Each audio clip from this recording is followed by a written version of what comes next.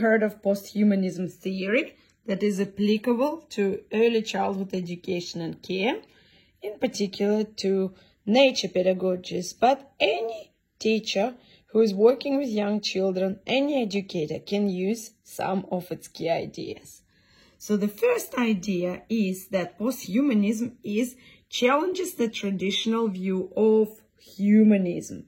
So humanism is something that we know as rationalism as well, where we view human at the top of the hierarchy as the king of the animal kingdom and environment.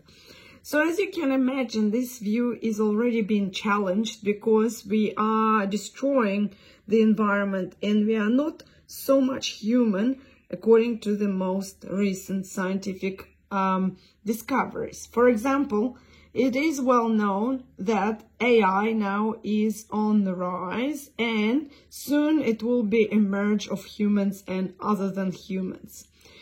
Humanism is anthropocentric, which means that the human is in the center of this approach. So which means that we treat species that are other than human in a very exploitative way and quite often unethical. So we also tend to privilege within the human race white privileged males. So that's why posthumanism questions the privileges of or rights of children, women, and other than white people. So this is really interesting because it is at the crossover with critical theory and postmodernism. So the key concept of posthumanism is the concept of human, of course. So human is not just a biological concept, but social and political category. What it is to be human? Are we unique? Are we special? Are we on top?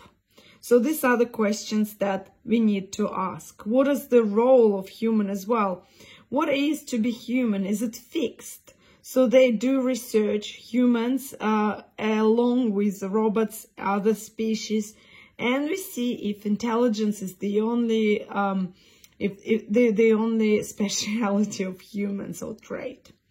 So the key other concept is other than human or more than human. This is very, very important to consider when we talk about posthumanism theory.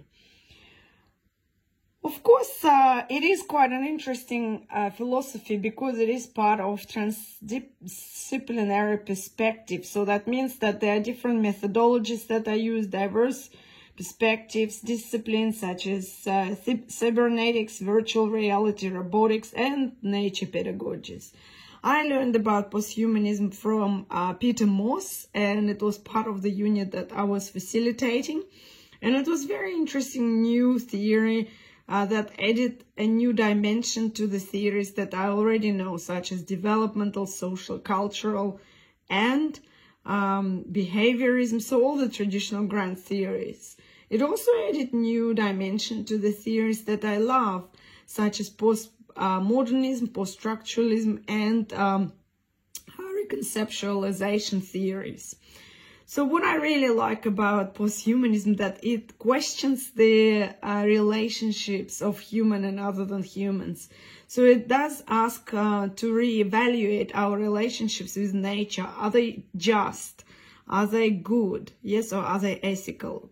Same with animals. So being focused on exploitation and how we can challenge it and offer more ethical practices or ethics of care. Posthumanism is promoting inclusion, not just with nature, but with technology.